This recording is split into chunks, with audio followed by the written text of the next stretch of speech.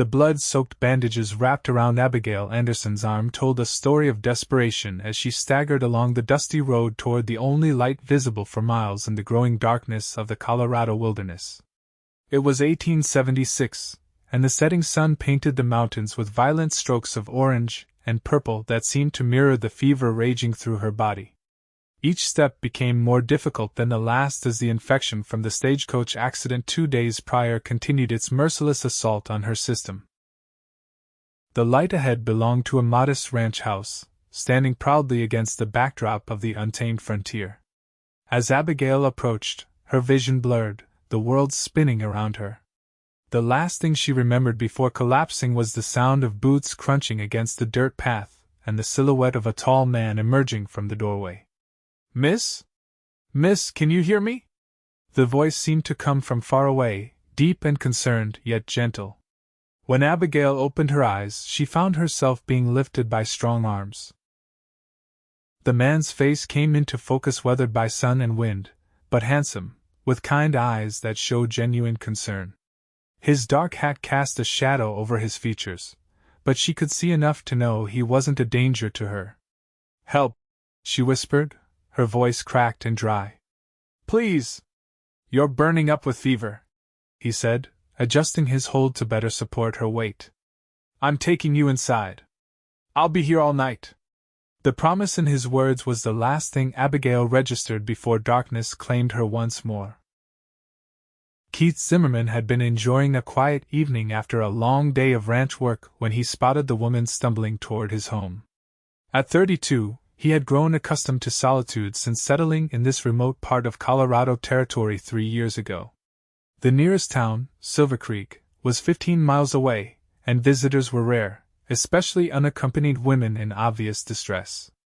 As he carried her into his home, he took note of the infected wound on her arm, visible through the poorly wrapped bandages. The stench of infection was unmistakable, and her skin radiated an alarming heat. Keith had seen enough injuries during his time as a Union soldier to know that without treatment, this woman wouldn't survive the night. He placed her gently on his bed, then quickly gathered clean linens, his medical kit, and a basin of water. During the war, he had assisted field surgeons often enough to learn the basics of wound care. Those skills, which he had hoped never to use again, might now save this stranger's life. "Miss?" Keith tried again as he prepared to clean her wound. "I need to tend to your arm. It's badly infected." Abigail's eyes fluttered open, glassy with fever. "The stagecoach. Ambushed," she managed, her words slurring together. Everyone else. Don't try to talk now," Keith said, carefully cutting away the soiled bandages. "Save your strength." What he found beneath the bandages made him draw a sharp breath. A deep gash ran along her forearm, the edges inflamed and weeping.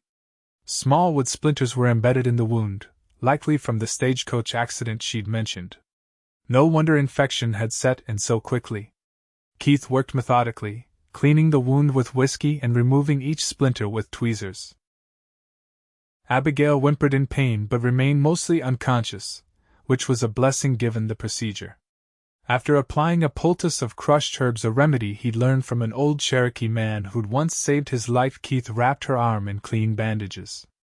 Next, he prepared a tea using willow bark and other medicinal herbs, lifting her head gently to help her drink. The bitter liquid would help with both the fever and pain.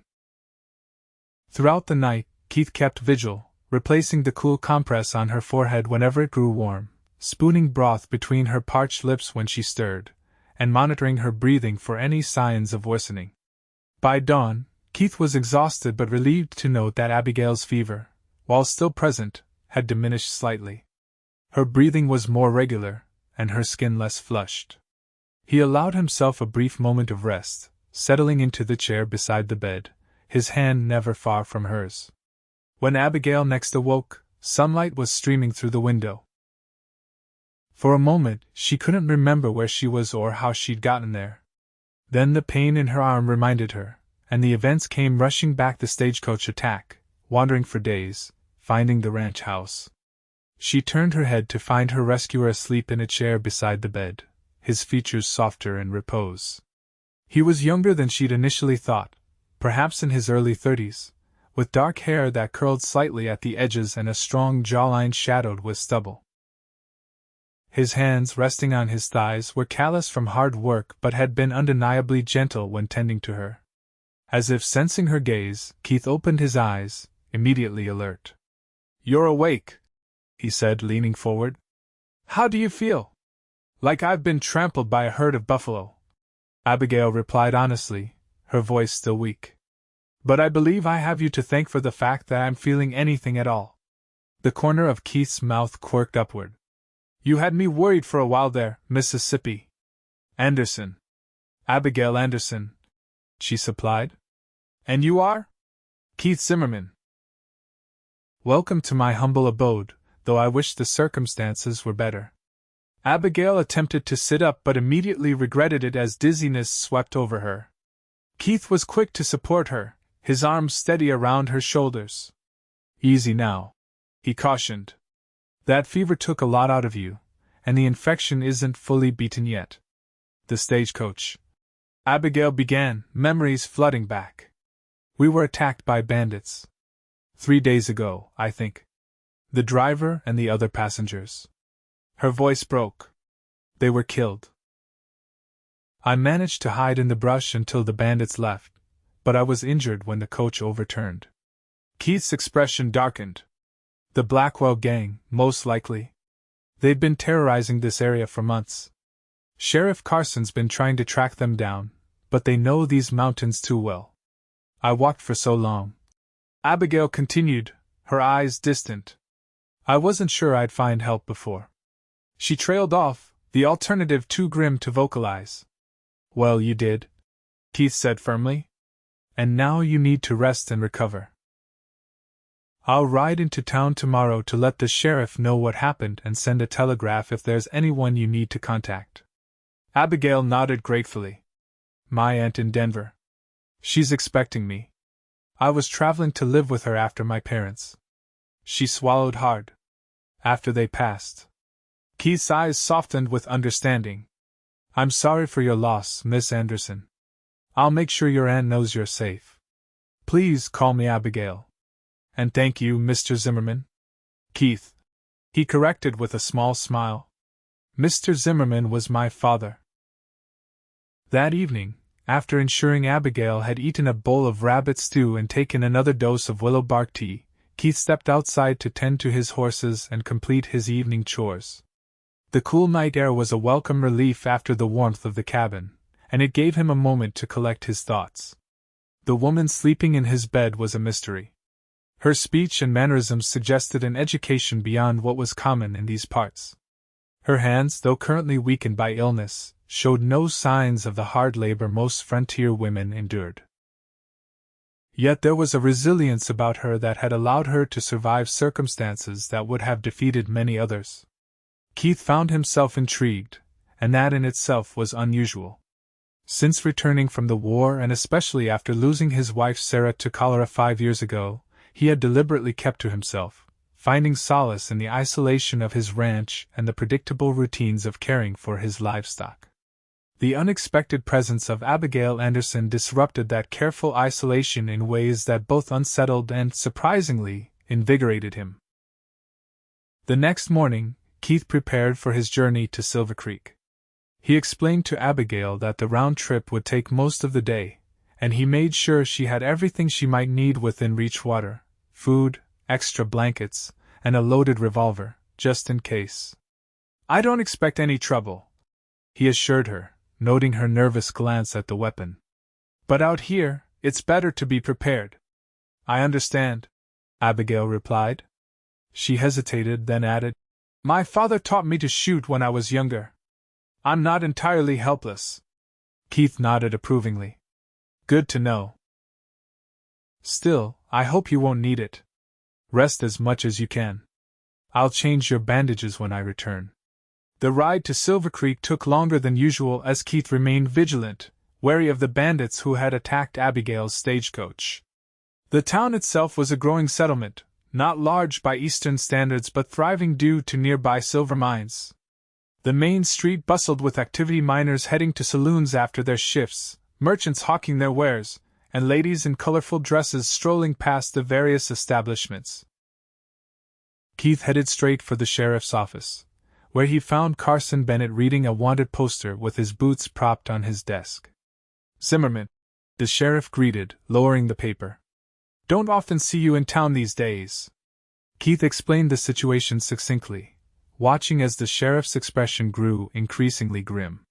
"Third attack this month," Bennett said, standing to retrieve his hat. "I'll gather some men and head out to the site. As for the lady, she's welcome to stay at the hotel once she's well enough to travel." "She can remain at my place until then," Keith replied.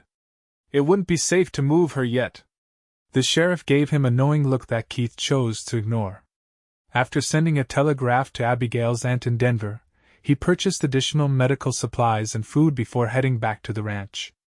During the days that followed, Abigail's condition improved steadily. The fever broke completely, and the angry red lines that had begun to spread from her wound receded. Keith changed her bandages daily, noting with satisfaction how the infection was clearing and new, healthy tissue was forming. As her strength returned, Abigail insisted on helping with small tasks around the cabin. Keith protested at first, but she was determined not to be a burden. "I've been in that bed for nearly a week," she argued. "If I lie there any longer, I'll forget how to walk." Keith relented, allowing her to assist with preparing meals and other light chores. He found her company unexpectedly pleasant. Abigail was well-read and articulate, with a quiet wit that emerged more frequently as she recovered. In the evenings they sat by the fire, talking about books they had read, places they had seen, and carefully, cautiously, sharing pieces of their pasts. Abigail learned that Keith had fought for the Union, returning home to find his family farm in Illinois sold to pay debts. With nowhere to go and haunted by the war, he had headed west, working cattle drives until he saved enough to purchase his own land. She sensed there was more to his story, a deeper wound that had never properly healed, but she didn't press. In turn, Keith discovered that Abigail had been a schoolteacher in Missouri before her parents' deaths from influenza left her alone. Her aunt in Denver was her only remaining family, and she had offered Abigail a home and the opportunity to teach at a new school being established there. "Do you miss teaching?" Keith asked one evening as they sat on the porch, watching the sunset paint the mountains gold. "Very much," Abigail admitted. "There's something wonderful about seeing a child's face light up when they finally understand something that had puzzled them." Keith nodded thoughtfully. "The children around here could use a proper education. Nearest school is in Silver Creek, too far for most of the outlying families. Are there many children in the area?" "More than you might think. Ranchers, miners, a few homesteaders trying to make a go of it." Keith gestured toward the distant horizon. "Progress is coming, even to places like this." A comfortable silence fell between them as they considered this. The air was cooling rapidly with the setting sun, and Keith noticed Abigail shiver slightly. Without comment, he removed his jacket and placed it around her shoulders. "Thank you," she said softly, pulling the garment closer. It smelled of leather, pine, and something uniquely Keith, a scent she had come to associate with safety. Keith merely nodded, but his eyes lingered on her face longer than necessary. In the golden light of sunset, with color returning to her cheeks and her honey-brown hair falling in loose waves around her shoulders, Abigail Anderson was undeniably beautiful. The realization struck him with unexpected force, and he quickly looked away, unsettled by the warmth spreading through his chest.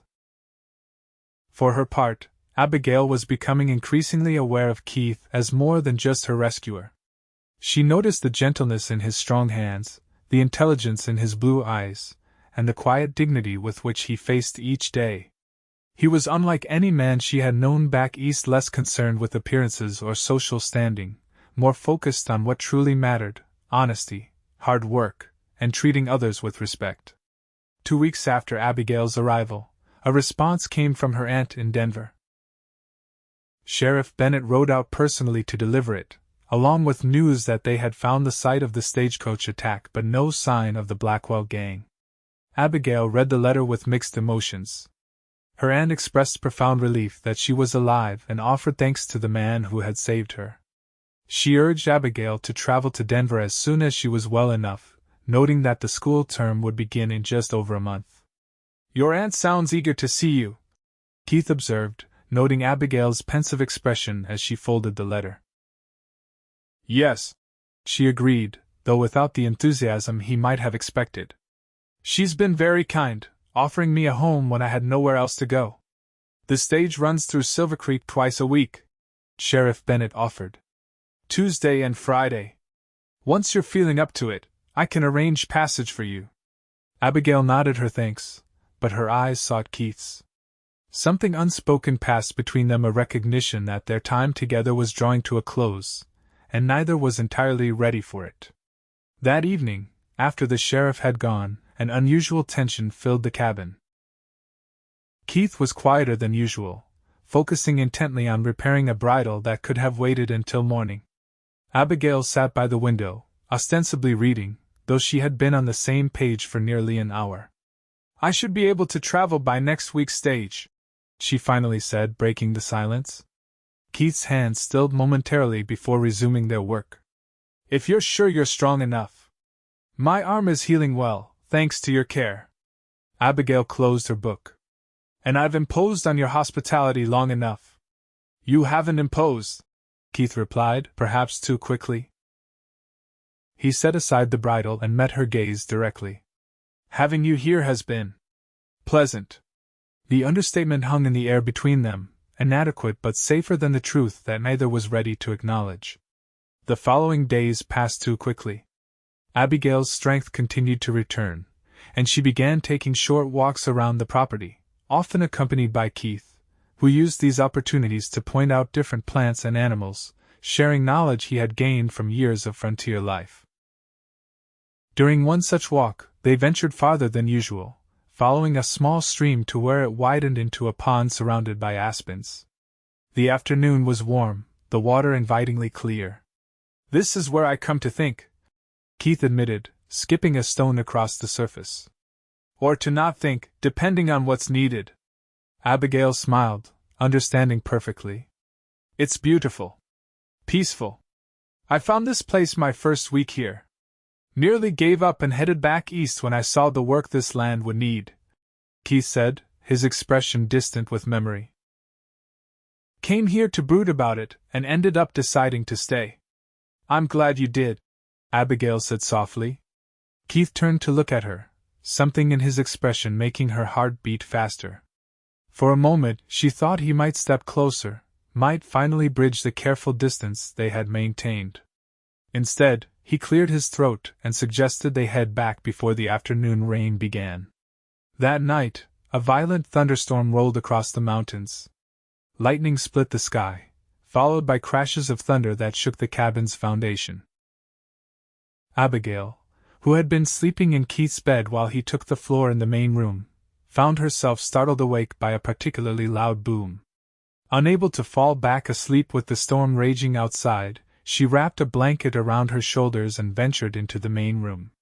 Keith was still awake, sitting by the fire, staring into the flames with a haunted expression she hadn't seen before. "Keith?" she called softly. He turned, his features relaxing slightly at the sight of her. "Storm wake you? It should pass soon. May I join you?" she asked, already moving toward the fire's warmth. Keith nodded, shifting to make room for her on the bench. They sat in companionable silence for a while, watching the fire dance as rain lashed against the windows. "The thunder," Keith said suddenly, his voice low. "Sometimes it takes me back to the war. The artillery barrages would go on for hours. Days sometimes." Abigail didn't speak, sensing he needed to continue. "After Gettysburg, I couldn't stand loud noises for months. Jumped at everything." He gave a self-deprecating laugh. "Some brave soldier, afraid of thunder." "It doesn't make you less brave," Abigail said gently. "It makes you human." Keith glanced at her, surprise and gratitude in his eyes. "Most people don't understand." "I'm not most people," she replied with a small smile. Without thinking, Keith reached out to brush a strand of hair from her face. His hand lingered, cupping her cheek with a tenderness that made her breath catch. Abigail leaned into his touch, her eyes never leaving his. "Abigail," he whispered, her name a question and an answer all at once. The distance between them disappeared as Keith leaned forward, his lips meeting hers in a kiss that began hesitantly but quickly deepened as years of loneliness and weeks of growing affection converged in this single moment. Abigail's arms wound around his neck, drawing him closer as the storm continued to rage outside, unnoticed. When they finally parted, both slightly breathless, Keith rested his forehead against hers. "I've wanted to do that for days," he admitted. "What took you so long?" Abigail teased, her fingers threading through his hair. Keith laughed, a free and joyous sound she hadn't heard from him before. It transformed his face, erasing years of solitude and sorrow, if only momentarily. Their newfound closeness brought both joy and complication. The stage to Denver would depart in just 3 days, and Abigail's promised position at the school awaited her. Neither spoke of it directly, but the knowledge colored their interactions, adding a bittersweet quality to each shared moment.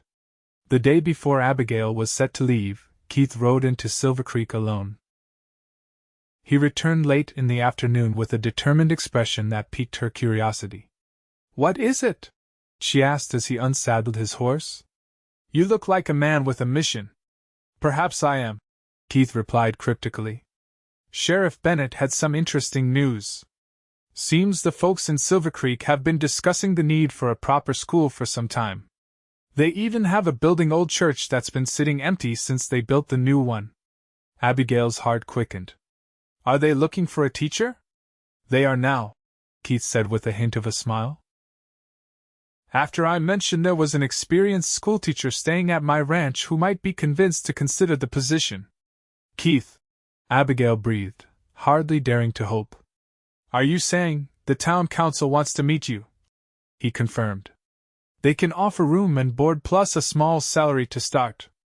It's not much compared to what you might have in Denver, but it's perfect."